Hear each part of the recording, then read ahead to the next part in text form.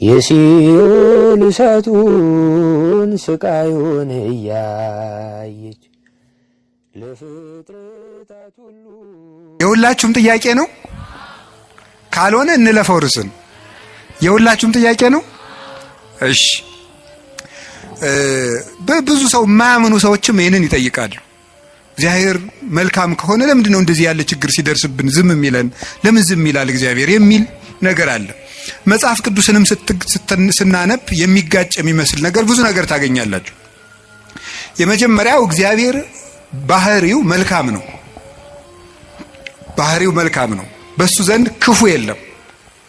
አልወ ጽልመት ውስተ መክፈልታቲሁ። በእግዚአብሔር በባህሪው ኃጢአት የለበትም፣ ነውር ነቀፋ የለበትም። እስመ ንጹሕ አጠባያቲሁ ለእግዚአብሔር። የእግዚአብሔር ባህሪ ሁሉ ፍጹም ንጹሕ ነው። እግዚአብሔር ባህሪው ንጹሕ ነው። ፈቃዱ ደግሞ መልካም ነው። ኄር እግዚአብሔር ለእለ ይትዔገሥዎ ወያድኅኖሙ በጊዜ ምንዳቤሆሙ። እግዚአብሔር ለሚታገሱት ሁሉ እግዚአብሔር መልካም ነው፣ በመከራ ቀንም መሸሸጊያ ነው ይላል ትንቢተ ናሆም ምዕራፍ 1 ቁጥር 7 ላይ እግዚአብሔር መልካም ነው፣ በመከራ ቀንም መሸሸጊያ ነው። እግዚአብሔር መልካም ነው፣ በመከራ ቀንም መሸሸጊያ ነው። ወምስካኢነ ውእቱ አምላኩ ለያዕቆብ። የያዕቆብ አምላክ መጠጊያችን ነው። ወበይንተዝ ኢንፈርህ ለማድለቅለቀት ምድር ወለመኒ ፈለሱ አድባር ውስተ ልበ ባሕር። ስለዚህ ተራሮች ተነስተው ወደ ባህር ልብ እንኳን ተነስተው ቢገቡ ወይም ቢነቀሉ አንደነግጥም፣ የያዕቆብ አምላክ መጠጊያችን ነውና። ይሄ እግዚአብሔር መልካም እንደሆነ ነው የሚያሳየው። እግዚአብሔር ያበርህ ሊተ ምንትኑ ያፈራህኒ። እግዚአብሔር ብርሃኔና መድኃኒቴ ነው፣ የሚያስፈራኝ ምንም የለም። እግዚአብሔር ምእመና ለሕይወቴ። እግዚአብሔር የሕይወቴ መታመኛዋ ነው። ምንም የምፈራው ነገር የለም። እመኒ ጸብአኒ ተአይን እይፈራህኒ ልብየ። ሰራዊት እንኳን ከቦ ቢወጋኝ እግዚአብሔር መታመኛዬ ነውና አልፈራም ይላል። ስለ እግዚአብሔር ብርሃን ነው፣ እግዚአብሔር መድኃኒት ነው፣ እግዚአብሔር መልካም ነው።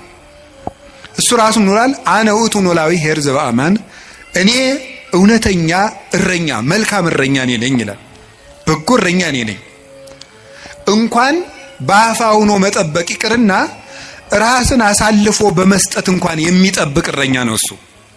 እግዚአብሔር ንጉሥ ሆኖ መጠበቁ፣ አምላክ ሆኖ መጠበቁ፣ በሰማያዊት መንግስቱ በግርማ መለኮቱ ሆኖ መጠበቁ ድንቅ ነው። ከዚያ ያለፈ ደግሞ የሚደንቀው ራሱን በመስጠት የጠበቀን እረኝነት ግሩም ነው። ለኛ ራሱን አሳልፎ መስጠቱ። እግዚአብሔር እኔ ቸር እረኛ ነኝ ብሏል። እኔ ቸር እረኛ ነኝ፣ በጎቼም እኔን ያውቁኛል፣ ድምፄንም ይሰማሉ። በእኔ በኩል የሚገባ ይድናል። እኔ የበጎች በር ነኝ። ዘዋንተ ኀቤ ውእቱ ይድኅን። በእኔ በኩል የሚገባ ይድናል። ይበውእ ወይወፅእ፣ ይገባል ይወጣል። ወይረክብ ምርአየ፣ መሰማሪያም ያገኛል ይላል። ስለዚህ በጎቼ እኔን ያውቃሉ፣ እኔም በጎቼን አውቃለሁ። አልቦ ዘየሐይደኒዮን እምዴ፣ በጎቼን ከእጄ የሚነጥቃቸውም ከቶ የለም ይላል። እንግዲህ እግዚአብሔር ጠባቂያችን ነው፣ እረኛችን ነው፣ መልካም ነው፣ ቸር ነው። እግዚአብሔር ሰው እንዲጠፋም አይፈልግም። ኢፈነወ እግዚአብሔር ለወልዱ ከመ ይትሐጐል ኩሉ ዓለም አላ ከመ ይሕየው። እግዚአብሔር ዓለሙ ሁሉ እንዲድን እንጂ እንዲጠፋ ልጁን አላከውም ይላል። እግዚአብሔር ዓለሙ ሁሉ እንዲድን ነው እንጂ እንዲጠፋ አይፈልግም። ቅድምም ብፁዕ አባታችን እንደጠቀሱልን ጢሞቴዎስ ምዕራፍ 2 ቁጥር 1 ላይ ሲናገር ዘይፈቅድ ይሕየው ኩሉ ዓለም ዘአነ ቀዳሚሆሙ ለኃጥአን። የኃጥአን መጀመሪያቸው የምሆን እኔንም ጨምሮ ዓለም ሁሉ እንዲድን የሚወድ እግዚአብሔር ይላል ቅዱስ ጳውሎስ። ዓለም ሁሉ እንዲድን የሚወድ እግዚአብሔር የሚወደው ዓለም ሁሉ እንዲድን ነው። ወይኩን ፈቃድከ እንላለን። ፈቃድ በሰማይ እንደሆነች እንዲሁም በምድር ትሁን እንላለን። ቅዱስ ዮሐንስ አፈወርቄን ሲተረጉም ፈቃዱሰ ለእግዚአብሔር ድኅነተ ዓለም ውእቱ ይላል። ፈቃድህ ይሁን እያልን እንጸልያለን። ፈቃዱ ምንድን ነው ይልና የእግዚአብሔር ፈቃዱ ዓለም እንዲድን ነው ይላል። ሰዎችን ሁሉ ይወዳል፣ ለፍጥረት ሁሉ ይራራል። እግዚአብሔር ፍጥረትን እግዚአብሔር እንኳን እሱ ይቅርና ቅዱሳን ቸሮች ናቸው። የቅዱሳን ቸርነት ከሰው አንሶ እስመ ነፍሰ ጻድቅ ይትራራ ላይለ ነፍሰ እንስሳው የጻድቅ ሰው ነፍስ ለእንስሳ እንኳን ይራራል ይላል። ጻድቅ ለእንስሳ እንኳን የሚያዝን ነው። እግዚአብሔርን ተውት። አንድ ሰው እግዚአብሔርን መምሰል ሲጀምር ለእንስሳ እንኳን የሚያዝን ይሆናል። ለእንስሳት የሚያዝን ይሆናል። ዛሬም ድረስ አሉ ለእንስሳት የሚያዝኑ። በገጠር ያሉት ያዝናሉ። የከተማው ሰው እንጃ ያላውቅም፣ ከተማ ስለማልኖር። የገጠር እናቶች ጤፍ እንኳን ሲያበጥሩ ለወፎቹ ይተውላቸዋል፣ እንዲለቅሙ ይተውላቸዋል። ለዝንጀሮ ይተዋል። በኦሪት ዘዳግም ማለት ቃርሚያ በቃረምክ ጊዜ አዝመራህን ጨርሰህ አትጨደው፣ ለድሃና ለአውሬ ተው ተብሏል። ርኅራኄ የብሉይ ኪዳንም የሐዲስ ኪዳንም አስተምሮ ነው። ጥጃውን አርደህ በእናቱ ወተት አትቀቅለው ይላል። የቸርነት ሥራ ነው ይሄ። ርኅሩህን ነው። በእናትና በልጅ መካከል ገብተህ ጭካኔን አታድርግ ማለት ነው። እናትና ልጅን መለየት ጭካኔ ስለሆነ እግዚአብሔር እንኳን ለሰው እናትና ልጅ ይቅርና ለእንስሳት እናትና ልጅነት የሚያዝን ርኅሩህ ነው እግዚአብሔር። ለእንስሳቱ ርኅራኄ ሰርቶላቸዋል። አህያውን ያለ መጠን እንዳይጭኑት ስርዓት ሰርቷል እግዚአብሔር። በሬና በሬ እንዳይዋጋ ስርዓት ሰርቷል። አንዱ በሬ የአንዱን በሬ ወግቶ እንዳይገድል ኦሪት ዘጸአት ምዕራፍ 21 ላይ እንደተጻፈልን። ስለዚህ እግዚአብሔር ለእንስሳት እንኳን እንድናዝን ፈጥሮናል። ለሁሉ ልክ መልክ ሰጥቶ ነው የፈጠረ እግዚአብሔር። ሁሉም እንኳን እሱ የእሱ ቅዱሳን እንኳን ቅዱሳን እሱ የፈጠረው ፍጥረት እንኳን መልካም ነው። 6 ቀን የፈጠረው ፍጥረት ሁሉ ወሬ እግዚአብሔር ከመሰናይ ወሬ እግዚአብሔር ከመሰናይ እግዚአብሔርም ያ መልካም እንደሆነ አየ እያለን የደመደመው የፈጠረው ፍጥረት ሁሉ እግዚአብሔር መልካም ነው። እንግዲህ እግዚአብሔር መልካም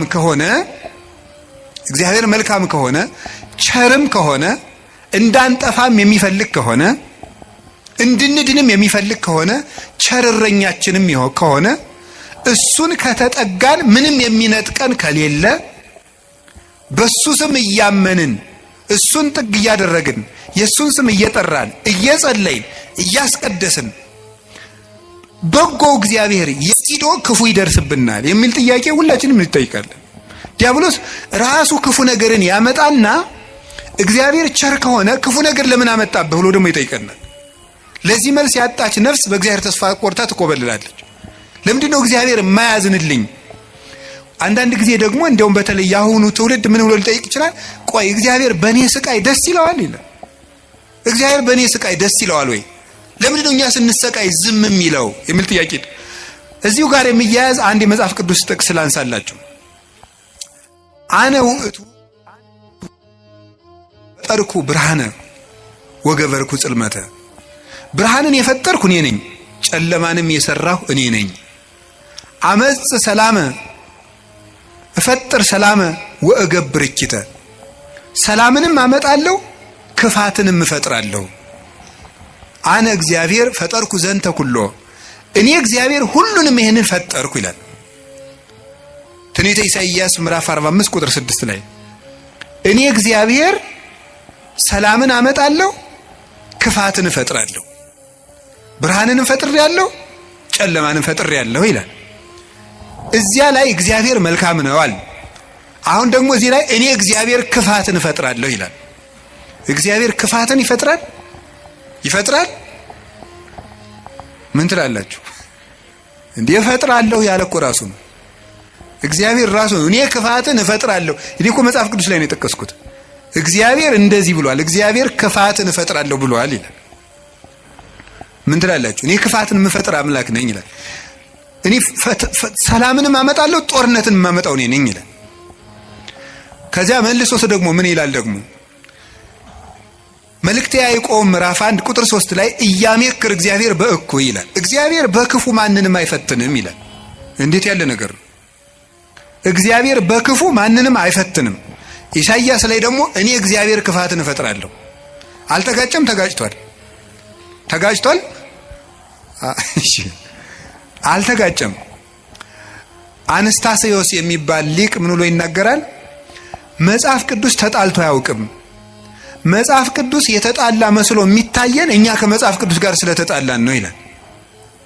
አንተ ከመጽሐፍ ጋር ስትታረቅ መጽሐፍ ተጣልተው አያውቁም ብሎ ይናገራል። ስለዚህ እግዚአብሔር መልካም ነው። እስቲ እግዚአብሔር መልካም ነው በሉ። እግዚአብሔር ቸር ነው በሉ። ሰው ሁሉ እንዲድን ይፈልጋል፣ ይረዳናልም። ልብ በሉ። እንዲያውም ምንድን ነው የሚለው? ወይ ፈቅድ ምክንያት ለድህን። እግዚአብሔር ሰውን ለማዳን ምክንያት ይፈልጋል። ሰውን ምክንያት ፈልጎ ነው የሚያድን እንጂ ቆይ እስቲ በገሌ በምን ልፍረድበት አይደለም የሚለው። የሚያድን ነገር ከዚህ ሰውዬ ምን ላግኝ፣ እንዲያው ምን አይቼ ልማረው ነው የሚለው እንጂ እግዚአብሔር እንዲያው በገሌ በምን ልፍረድ ይችንም ልመዝግብ አይደለም የሚለው። ኃጢአትን ብትቆጣጠር ኑሮ በፊት ማን ይቆማል ያለ ዳዊት ይሄን ነው። ኃጢአትን ብትቆጥር በአንተ ፊት የሚቆም ማንም አይቆምም። ቸርነትን ነው የሚቆጥር። እግዚአብሔር ሰውን ለማዳን ተግቶ የሚሻ አምላክ መሆኑን የምታዩት ሰውን ለማዳን ወርቅ እፈልጋለሁ ቢል ኑሮ ወርቅ ስንት ሰው ይኖረዋል? እግዚአብሔር ግን ሰውን ለማዳን እስከ ውሃ ዝቅ ያለ አምላክ ነው። ቀዝቃዛ ውሃ የሰጠ ይድናል አለ። ምን ማለት መስላችሁ? እስከ ትንሹ ነገራችሁ ድረስ እናንተን ለማዳን እወርዳለሁ። ውሃ ማንም ሰው ሊያገኘው የሚችለው ነው። ሌላ መንፈሳዊ ትርጉም አለው። ውሃ የሰጠ የተባለ ይላል ቅዱስ ቄርሎስ። ሰው ምንም ነገር ቢሰጥ በእግዚአብሔር ዘንድ ውሃ ነው። አካልህን እንኳን ለእግዚአብሔር ቆራርጠ ለሰማዕትነት አሳልፈ ብትሰጥ ለእግዚአብሔር ግን ውሃ እንደመስጠት ነው። ምክንያቱም ያ አካል የራሱ ነው። እግዚአብሔር ደግሞ ላንተ ያደረገልህ ነገር ያንተ አካል ቢቆራረጥ እንኳን የማይመጥን ነው። ስለዚህ ለእግዚአብሔር ምንም ነገር ብንሰጥ ውሃ ነው። አካል ውሃ ነው። እንደዚያ ከሆነ እግዚአብሔር እንደዚህ ያለ መልካም አምላክ እንዲህ ያለ መልካም አባት ከሆነ ለኛ የሞት አምላክ አኮ በመላክ ወአኮ በተንባል መላክ ልኮ አማላጅ ልኮ ሳይታረቀን ራሱ መጥቶ ከታረቀን እስከዚህ ድረስ ሰው የሚወድ አምላክ ከሆነ ለምንድነው እግዚአብሔር ክፉ የሚያመጣብን የሚል ጥያቄ ይኖራል። እግዚአብሔርስ በክፉ ይፈትናል ወይ? መልሱ አይፈትንም ነው። እስኪ አይፈትንም በሉ። እግዚአብሔር በክፉ ይፈትናል አይፈትንም? እግዚአብሔር ክፉ ይፈጥራል አይፈጥርም? እስኪ ነገር ይፈጥራል አይፈጥርም? አይፈጥርም። እግዚአብሔር እንዴ ይፈጥራለሁ ብሎ አላልክም ቅድም ልትሉ ይችላላችሁ። እግዚአብሔር ክፉ አይፈጥርም። ታዲያ ምን ማለት ነው? ክፉ ሲመጣ ዝም ይላል ነው። እስኪ በሉ ንገሩ እንጂ ክፉ ሲመጣ እስኪ ለምሳሌ እንዲህ የሚል ነገር አለ። ሮሜ ምዕራፍ 13 ቁጥር 1 ላይ እስመ ይሰየም መኮንን ዘእንበለ ዘእምኀበ እግዚአብሔር ይላል። ያለ እግዚአብሔር ፈቃድ ባለስልጣን አይሾምም ይላል። በደንብ ስሙ። ያለ እግዚአብሔር ፈቃድ ምን አይሾምም? እና እንግዲህ ሁሉም ባለስልጣን እግዚአብሔር እየፈለገ ነው የሾመው ነው? አዎ አይደለም? ሁሉም ባለስልጣን ማለት ነው። እንደው የዛሬዎችን መገምገም ከፈራችሁ የድሮዎችን ገምግሙ፣ ችግር የለም። እውነቴን እኮ ነው ማለት ነው። ቢያንስ የድሮዎቹ መጥተው ምንም አያረጉንም ማለት ነው። ስለዚህ የድሮዎቹን መገምገም ትችላላችሁ። እና እንደው ሁሉንም እግዚአብሔር እየወደደ የተሾሙ ናቸው። ምን ይመስላችኋል? ይሄ እግዚአብሔር ክፉ ነገር ሲመጣ ይፈቅዳል ነው። እስቲ ይፈቅዳል በሉ። ይፈቅዳል የሚለው ነገር ፈቃድ እግዚአብሔር የሚባለው ሁለት ትርጉም አለው። ፈቃድ እግዚአብሔር የሚባለው አንደኛው ውዴታ ነው። ሁለተኛው ደግሞ ይሁን ማለት ነው። የእንግሊዘኛ ቃላትን ለመጠቀም ይቅርታ አድርጉልኝ፣ ልጠቀም ነው ገና ስለ ቅርብ ለማድረግ ለእናንተ እንዲመቸኝ ነው።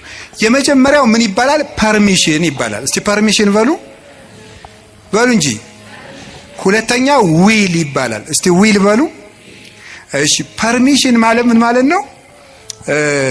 እናንተ ኃጢአት ስትሰሩ እኔም ስሰራ እግዚአብሔር ይፈቅድልናል። ምን ማለት ነው ይሄ? ይፈቅድልናል ማለት እግዚአብሔር እኔ ኃጢአት ስሰራ ደስ ይለዋል ማለት ነው። ይሄ ምን የሚባለው? ፐርሚሽን ይባላል። ስራ ከጠቀመህ ስራ ነው። ኃጢአት አይጠቅምህም ብዬ እኔ ነግሬሃለሁ፣ ይጠቅመኛል ካልክ ስራ ብሎ ይተውሃል ማለት ነው። መተው እሱ ፐርሚሽን ይባላል። ያሰናብተናል። ስለ እግዚአብሔር ክፋት እንዲሰራ ያደርጋል ማለት ክፋት እንዲሰራ ሰዎችን ይተዋቸዋል፣ እንዲሰራ ያደርጋል። ዊል የሚባለው ደግሞ ወዶ የሚሰራውን እግዚአብሔር እንድንጸልይ ይፈቅዳል በሉ፣ እንድንጾም፣ እንድንጸድቅ፣ እንድንታረቅ፣ ይሄ ፈቃድ ነው ይባላል። ይሄ ፈቃድ ማለት ነው ውዴታ፣ ወዶ የሚያደርግልን ነገር። ገብቷችኋል? ልዩነቱ ገብቷችኋል? እሺ ይፈቅዳል ማለት የመጀመሪያው ፈቃደ እግዚአብሔር ነው ይላል። ዝም ብሎ ምንድነው ፈቃደ እግዚአብሔር? ያለ ፈቃደ እግዚአብሔር ባለስልጣናት አይሾሙም ማለት ከየት ነው የምታስገቡት? ክፉ ሰዎች ሲሾሙ ምን ይላቸዋል ነው? ዝም ይላቸዋል ነው፣ ይተዋቸዋል ነው እንጂ ሰዎቹን ናማ እናቴ የተሾምና ሰውን ጨርስልኝ አይላቸውም። እግዚአብሔር እንደዚያ ብሎ ይሾማል ማለት አይደለም። እንደዚያ ሳይሆን የሚያደርገው እግዚአብሔር ክፉዎች ሲሾሙ ዝም ይላል። ለምንድን ነው ዝም የሚለው? እግዚአብሔር ነው ክፉ ነገር ሲመጣ። ስለዚህ ክፋትን እፈጥራለሁ ማለቱ ክፉ ሲመጣ ዝም እላለሁ ነው። ወይም ምን ማለት መሰላችሁ? የእግዚአብሔር እጅ አጥር ነው፣ ጠባቂ ነው፣ ረድኤት ነው። የእግዚአብሔር እጅ በእግዚአብሔር ለመጠበቅ ያልተገባን ሆነን ስንገኝ እግዚአብሔር አጥሩን ያነሳዋል። ያልተገባን ሆነን ስንገኝ አትጠብቀኝ ስንል ማለት ነው። ምን ማለት መሰላችሁ? መዝሙረ ዳዊት ላይ እንዲህ ይላል፣ መዝሙር 9 ላይ ወሃኮ ኃጥእ ለእግዚአብሔር፣ ኃጢአተኛ ሰው እግዚአብሔርን አወከው ይላሉ ሊቃውንቱ። አወከው ማለት ምን ማለት ነው? እንዳይምረው ኃጢአት ይጨምራል፣ እንዳይቀስፈው ጥቂት ጥቂት ጽድቅ ይሰራል። ማታ መዝሙር ቀን ዘፈን እንደማለት እያቀላቀለ እግዚአብሔርን አወከው። ወይም ደግሞ ኃጢአተኛ ሰው እግዚአብሔርን አነሳሳው ይላሉ አባቶቻችን። እንደ ደረቅ ሰው ይላሉ። እንደ ደረቅ ሰው፣ ደረቅ ሰው እንደው ጣይም አድርጌው ነው እንጂ ሌላ ነው የሚል አንድምታው። ደረቅ ሰው ነው ምን ማለት መስላችሁ? አቅም የሌለው ሰው እኔ አንተ ሰው ረፍ ብያለሁ ሲለምናል ወንድ እስኪነካኝ ወተት ነው እንጂ ደም አይወጣኝ የሚል ይሄ ማለት ነው። አቅም የለው ግን ደረቅ የሆነ ማለት ነው። በሉኝ የሚል ማለት ነው። ኃጢአት እየሰራ በየቀኑ ለእግዚአብሔር የመቅሰፍት ጨንገር የሚያቀብለው ሰው ማለት ነው። ቅሰፈኝ ቅሰፈኝ ቅሰፈኝ እያለ እግዚአብሔርን መቅሰፍት የሚለምን ሰው አለ ነው። እግዚአብሔር የመዳን እድል የመስተካከል እድል በሰጠው ቁጥር እየተበላሸ ለእግዚአብሔር የቁጣ በትር የሚያቀብለው ሰው፣ ለዚህ ሰው እግዚአብሔር የጥበቃ ረድኤቱን ያነሳበታል። ልቡ እንዲስተካከል የሚያራራውን የሚገስጸውን ረድኤቱን ሲያነሳው ልቡ ይደነድናል፣ ጨካኝ ይሆናል፣ ያሰናብተዋል። ያን ጊዜ ሰዎች በሙሉ አራዊት አጥር ሲነሳላቸው በተከፈተ ቤት ውስጥ ገብተው እንደሚሰለጥኑት ሁሉ እግዚአብሔር ረድኤቱን ከኛ ላይ ሲያነሳ አራዊት የሆኑ ሰዎች በስልጣን ሊሆን ይችላሉ፣ በጭካኔ ሊሆን ይችላሉ፣ መተው እንዲሰለጥኑ ያደርጋቸዋል ማለት ነው። በሰው ላይ እንዲሆኑ ያደርጋቸዋል እንደተባለው ማለት ነው። አንድ ዲያቆን ነው አይደል የተባለው መቅደስ ውስጥ ቅዱስ ጳውሎስን እንትቷሉ የኢዮብን መጽሐፍ ያነባል አሉ። እንዲያው እኮ ይገርማል። እና የሚያነበው ደግሞ አነግስ ብእሴ መደለው የሚለውን ነው። አጼ ቴዎድሮስ እያስቀደሱ ነው ይባላል። ጨካኝ ንጉስ አነግሳለሁ የሚለውን ነው የሚያነበው። ጨካኝ ንጉስ አነግሳለሁ ብሏል እግዚአብሔር የሚለውን ያነባል። ምን ብለው ጨመሩበት እሳቸው? ቀጥሎ ያለውን እሱ ግን አይላትም አውቆ በእንተ ከህዝብ የሚለውን ጨምረው እንጂ ያሉት አሉ። ስለ ህዝቡ ክፋት የሚለውን ጨምረህ አነበው አሉት። ስለምኑ ክፋት ነው? ስለ ህዝቡ ክፋት ነው። ስለዚህ ክፉ ነገርን ማን ነው ያመጣው ካላችሁን እኛ በሉ ንገሩኝ እንጂ እኛንን ክፉ ነገርን የምናመጣው። እግዚአብሔር ክፉ ነገርን አመጣለሁ ማለት ክፉ ነገር ሲመጣ ዝም እላለሁ አሰናብተዋለሁ ማለት ነው። ፈርዖን በእስራኤል ላይ እንዲሰለጥን ዝም እለዋለሁ ነው፣ አሰለጥነዋለሁ። ለምንድን ነው እግዚአብሔር ክፉ ነገር እንዲመጣብን የሚፈቅድ? አይወደንም፣ ይወደናል። አይፈልገንም፣ ይፈልገናል። አያዝንልንም፣ ያዝንልናል። እና ግንሳ ምን ሆነ? እንዳይጠብቀን እንዲጠብቀን የሚያደርገውን ነገር ሁሉ ቆርጠነዋል። ከሱ ጋር መዋል አንፈልግም። እሱን በጸሎት ማነጋገር አንፈልግም። ሕጉን መፈጸም አንፈልግም። በቤቱ መኖር አንፈልግም። መታረቅ አንፈልግም። መስማማት አንፈልግም። በምን መልኩ ይጠብቀን? አብሮን ቢኖር ክፉ አይደርስብንም። አብሮን እንዳይኖር ደግሞ ቤታችን ቆልፈናል። እኔ በደጅ ቁሜ አንኳኳለሁ የሚከፍትልኝ ቢኖር ራት እበላለሁ ብሏል። የምንከፍተው እኮ ደጃፋችን መስኮታችን አይደለም፣ ልብ ነው ደጅ ያለው። ያን መክፈት ይጠበቅብናል። በየት ይግባ ክርስቶስ እኛ ጋር ለመግባት? ስለዚህ እንዳይጠብቀን ስናደርግ ክፉ ነገሮች ወደኛ ይመጣሉ። እንደ ቅዱስ ዮሐንስ አፈወርቅ ደግሞ አነጋገር እግዚአብሔር ክፉ ነገር ወደኛ የሚያመጣው አስፈራርቶ ወደ ቤት ለማምጣት ነው ይላል። ምን ለማድረግ ነው? በሉ ንገሩኝ እንጂ። አቤት አስፈራርቶ ወደ ቤት ለማምጣት። ይሄንን ቅዱስ ዮሐንስ አፈወርቅ በምን